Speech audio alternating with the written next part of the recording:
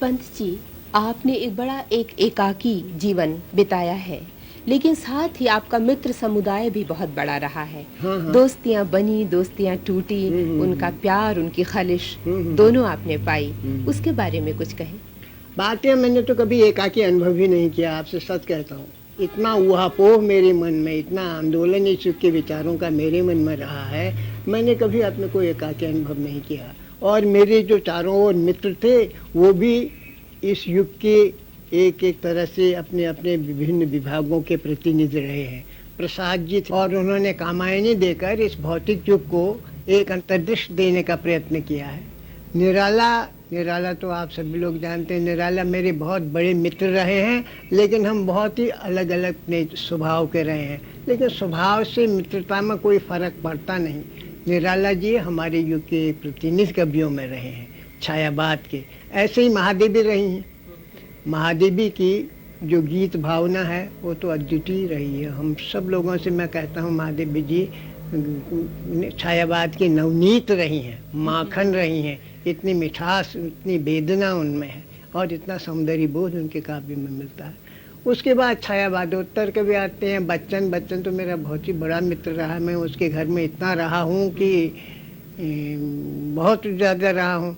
और वैसे छोटे मोटे मतभेद बराबर होते रहते हैं मित्रों में, लेकिन इससे हमारी मित्रता को कोई वो नहीं पड़ता। तेजी जी और बच्चन मेरे बहुत परम मित्रों में मैं मानता हूँ, सब कवियों में। नरेंद्र तो मेरा छोटा भाई सा रहा है, उसकी भी अपनी एक भावना का संसार रहा है। बच्चन, नरेंद्र,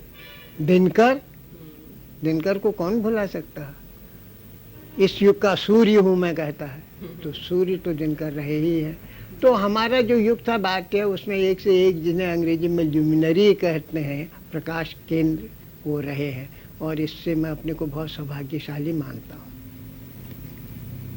पंत जी, अगर आपको जिंदगी दोबारा पूरी की पूरी जीने को मिले, कौन सी ऐसी इच्छा है जो अपूर्ण रह गई, उसे जरूर पूरा करना चाहेंगे? मैं चाहता हूँ कि ये संसार से विषमता मिट जाए। मैं चाहता हूँ कि ये संसार मनुष्य के रहने के लायक हो जाए। ये धरती मानवीय हो जाए। इसमें स्त्री पुरुषों का चाहे संबंध हो, चाहे पुरुष पुरुष का संबंध हो, एक इस तरह का संतुलित और इस तरह का एक सजीव संबंध बन जाए, जो हम स्वर्ग की कल्पना करते हैं वो धरती पर ही साकार हो जाए। और ये तो बिल्कुल निश्चय है, स्वर्ग और कहीं नहीं है, मनुष्य के भीतर है। उस मनुष्य को अपने भीतर के स्वर्ग को इस धरती पर प्रतिष्ठित करना है। समस्त आगे आने वाले प्रयत्न इसी ओर है। ये आज जो इतना संक्रांति का युग, इतना बदलाव दिखता है और ऐसे न्यूक्लियर वेपन्स बन रहे हैं, ये बन रहे हैं, ये बन रहे हैं, ये तो जैसे कि पतझड़ आता है ना, बसंत से पहले सब पत्ते झड़ते हैं। तो ये तो एक डिसइंटीग्रेशन, विघटन का युग है। पुराने मूल्य विघटित हो रहे हैं। पंत जी, आपके हमेशा एक खास एक विन्यास रहा है, कपड़ों के बारे में, बालों के बारे में, और एक पूरी एक रूप छटा बनी रहती है पढ़ने वालों के मन में हमेशा से। ये कैसे आपने एक अपना विन्यास बनाया? क्या बतलाऊं, अगर मैं ये कह सकता हूँ, मैं तो जन्मजात हिप्पी पैदा हुआ। मैंने तो छुटपन से ही बाल रखे। नेपोलियन का चित्र देखा था जब मैं 4th क्लास में था, तब से मैंने उसके बड़े घुंघराले बाल, उसने मुझे बहुत आकर्षित किया, तो मैंने बाल रख लिए। कभी तो मैं पीछे बना। अच्छा। हाँ, और चूंकि मैं घर में सबका लाडला था, छोटा था, तो पोशाकें भी मैंने तरह तरह की पहनी है। मेरे कोट भी ख़ास ढंग के होते थे और टाई भी मैं पहनता था और टोपी भी तरह तरह की पहनता था। मखमल के कपड़े मुझे बहुत पसंद थे, मखमल के कपड़े बहुत पहनता था मैं। लेकिन फिर ऐसा हुआ कि जब मैं साहित्यिक क्षेत्र में आया और वहाँ इलाहाबाद में एक बार द्विवेदी मेला हुआ, तो उसमें मेरे मित्रों ने मेरे गले की टाई खींच के फेंक दी। तब से मैंने सोचा कि ऐसे छोटा कोट अच्छा नहीं लगता, तो बंद गले का कोट पहनने लगा। और अब तो मैं बात ये वृद्धावस्था में जितना सादगी हो सकती है पोशाक में, वेशभूषा में, उतना सादगी पसंद करता हूँ।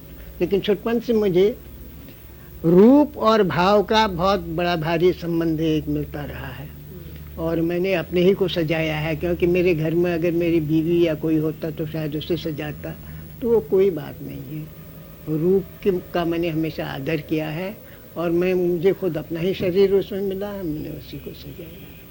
मैं और क्या कह सकता हूँ उसमें। एक छोटी सी आपको मैं रचना भी अपनी सुना दूं, नवदृष्टि। खुल गए छंद के बंद, प्रास के रजत पाश, अब गीत मुक्त और युग वाणी बहती अयास। बन गए कलात्मक भाव जगत के रूप नाम, जीवन संघर्षण देता सुख लगता ललाम। सुंदर शिव सत्य कला के कल्पित मापमान, बन गए स्थूल जग जीवन से हो एक प्राण। मानव स्वभाव ही बन मानव आदर्श सुकर, करता अपूर्ण को पूर्ण और सुंदर को सुंदर।